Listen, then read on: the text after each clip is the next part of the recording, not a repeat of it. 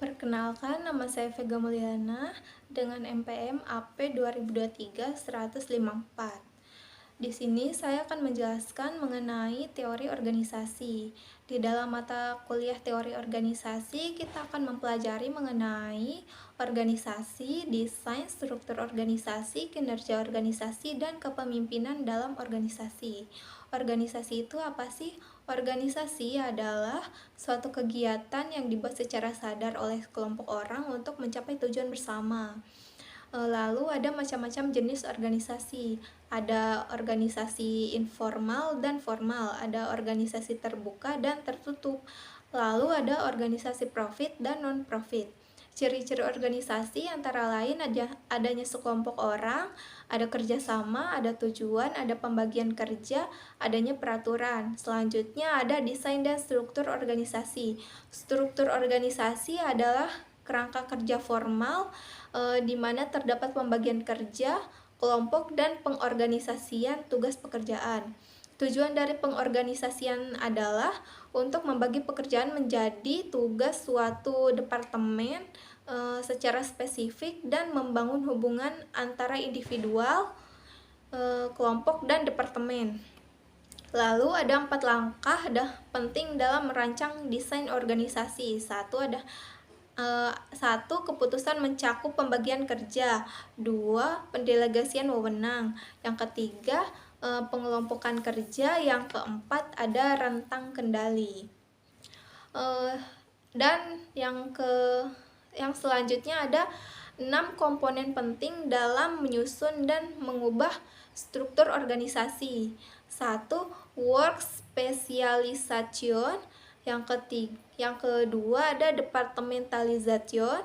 Yang ketiga rantai komando. Yang keempat rentang kendali. Yang kelima formasi. Yang keenam sentralisasi dan desentralisasi. Selanjutnya, saya akan membahas mengenai kinerja organisasi. Kinerja organisasi adalah indikator keuangan atau finansial dan non-keuangan atau non-finansial yang menginformasikan tingkat pencapaian, tujuan, dan hasil. Efektivitas dan efisiensi sangat berpengaruh terhadap kinerja, karena efektivitas artinya mengerjakan sesuatu dengan benar dan efisiensi adalah mengerjakan sesuatu yang benar. Artinya efektif adalah hasil guna dan efisiensi adalah daya guna. Lalu ada tiga tingkatan efektivitas, yaitu efektivitas individu,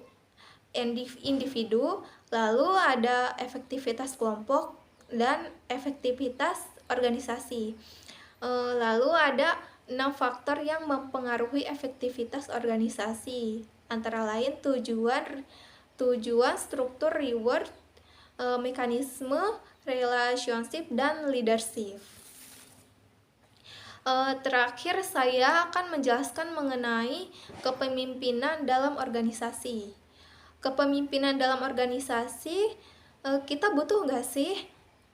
Jelas butuh, karena jika tidak ada kepemimpinan maka kita kehilangan visi, keputusan juga tertunda, konflik yang meluas, lalu moral menurun, lalu kinerja menurun. Maka pemimpin yang baik tidak hanya mampu memimpin bawahan, tetapi juga mahir memimpin atasan dan rekan-rekan mereka. Selanjutnya ada 5 level kepemimpinan menurut Maxwell.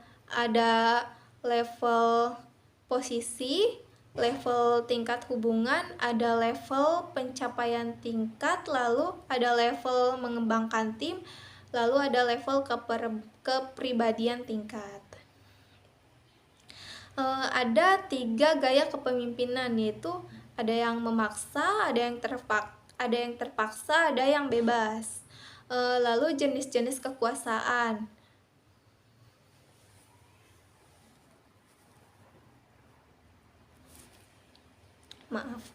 Lalu ada jenis-jenis kekuasaan. Ada kekuasaan struktural, ada kearifan, ada moral, ada reputasi, dan jasmania.